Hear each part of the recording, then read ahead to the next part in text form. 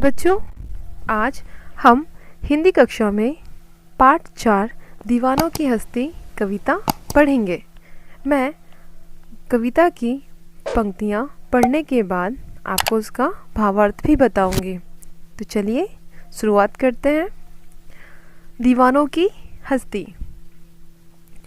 हम दीवानों की क्या हस्ती है, आज यहाँ कल वहाँ चले, मस्ती का आलम साथ चला, हम धूल उड़ाते जहाँ चले। आए बनकर उल्लास अभी, आंसू बनकर बह चले अभी, सब कहते ही रह गए, अरे तुम कैसे आए, कहाँ चले। किस और चले या मत पूछो, चलना है बस इसलिए चले, जग से उसका कुछ लिए चले, जग को अपना कुछ दिए चले। दो बात कही दो बात सुनी, कुछ हंसे और फिर कुछ रोए, छक्कर सुख दुख के घूंटों को हम एक भाव से पिए चले।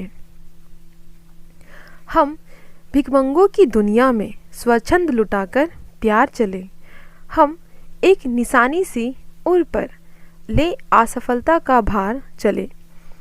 अब अपना और पराया क्या, आबाद रहे रुकने वाले, हम स्वयं बंधे थे और स्वयं हम अपने बंधन तोड़ चले। यह कविता भगवती चरण वर्मा के द्वारा लिखी गई है। अब मैं आपको कविता का भावार्थ बताऊंगी। अब की पहली पंक्तियां हैं। हम दीवानों की क्या हस्ती है, आज यहाँ कल वहाँ चले, मस्ती का आलम साथ चला, हम धूल उड़ाते जहाँ चले। दीवानों की हस्ती कविता की इन पंक्तियों में कवि कहते हैं कि दीवानों की कोई हस्ती नहीं होती, अर्थात वो इस घमंड में नहीं रहते कि वो बहुत बड़े आदमी हैं और ना ही उन्हें किसी चीज़ की कमी का कोई मलाल होता है। कवि खुद भी एक दीवाने हैं और बस अपनी मस्ती में मस्त रहते हैं। उनकी इस मस्ती और खुशी के आगे गम टिक नहीं पाता है और धूल की तरह उड़न छू हो जाता है।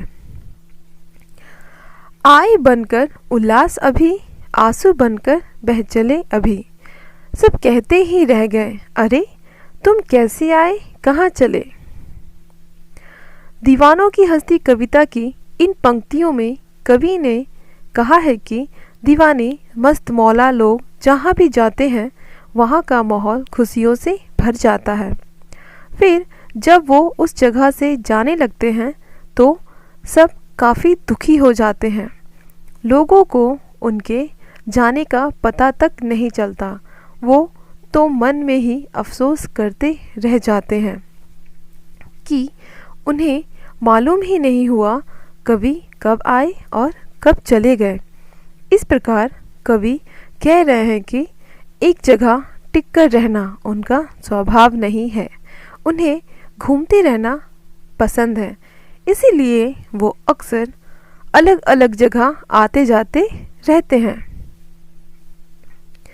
किस और चले यह मत पूछो, चलना है बस इसलिए चले, जग से उसका कुछ लिए चले, जग को अपना कुछ दिए चले। दीवानों की हस्ती कविता में आगे कवि कहते हैं कि मुझसे मत पूछो मैं कहाँ जा रहा हूँ, मुझे तो बस चलते रहना है, इसलिए मैं चले जा रहा हूँ। मैंने इस दुनिया से कुछ ज्ञान प्राप्त किया है, अब मैं उस ज्ञान को बाकी लोगों के साथ बांटना चाहता हूँ, इसलिए मुझे निरंतर चलते रहना होगा।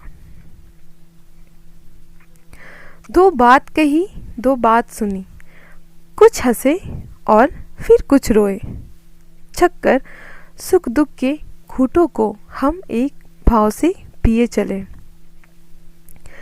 भगवती चरण वर्मा दीवानों की हस्ती कविता की इन पंक्तियों में कह रहे हैं कि वो जहाँ भी जाते हैं लोगों से खूब घुलते मिलते हैं, उनके सुख दुख बांटते हैं। कवि के लिए सुख और दुख दोनों भावनाएं एक समान हैं, इसलिए वो दोनों परिस्थितियों को शांत रहकर सहन कर लेते हैं। इस तरह कवि अपने मार्ग पर चलते हुए लोगों को दुख सुख बांटते हैं और उन्हें एक समान ढंग से ग्रहण करके आगे बढ़ जाते हैं। हम भिखमंगों की दुनिया में स्वच्छंद लुटाकर प्यार चलें। हम एक निशानी सी उर पर ले असफलता का भार चले। दीवानों की हस्ती कविता की इन पंक्तियों में कवि कहते हैं कि ये दुनिया बड़े ही स्वार्थी है। लोग स्वार्थ में इतने अंधे हैं कि बस भिखमंगों की तरह सबसे कुछ ना कुछ मांगते ही रहते हैं, मगर कवि स्वार्थी नहीं है। इसलिए उन्होंने स्वार्थी दुनिया पर बिना किसी शर्त के अपना अनमोल प्यार लुटाया है। लोगों को प्यार बांटने का खूबसूरत एहसास हमेशा कवि के दिल में रहता है। उन्होंने जीवन में काफ़ी बार असफलता और हार का स्वाद भी चखा है, लेकिन इसका बोझ उन्होंने कभी किसी दूसरे व्यक्ति पर नहीं डाला। इस तरह कवि ने स्वार्थी दुनिया को भरपूर प्यार दिया और अपनी नाकामी का भार हमेशा स्वयं ही उठाया है। अब अपना और पराया क्या, आबाद रहे रुकने वाले, हम स्वयं बंधे थे और स्वयं हम अपने बंधन तोड़ चले।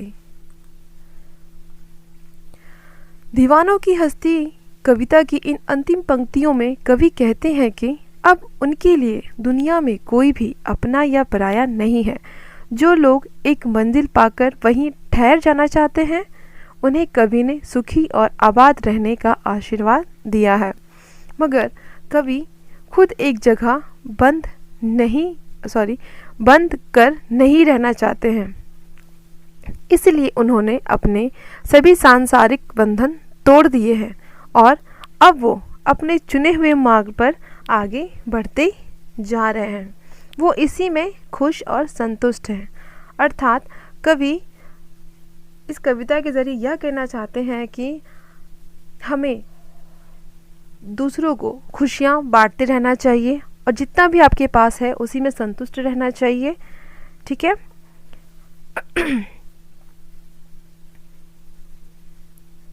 आशा करूँगी आपको कविता की पंक्तियाँ समझ में आ गई होगी।